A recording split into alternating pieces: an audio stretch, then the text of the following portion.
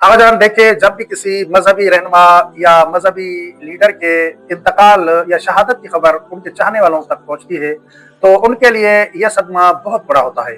खास तौर पर रहबर मुअज्जम जैसी शख्सियत की शहादत की खबर वाकयान गैर मामूली है और बहुत गम और अंदोह का बायस बनी। जिस वक्त हमें यह खबर मिली, उस वक्त हमारे लिए इस बात पर यकीन रखना बहुत मुश्किल था।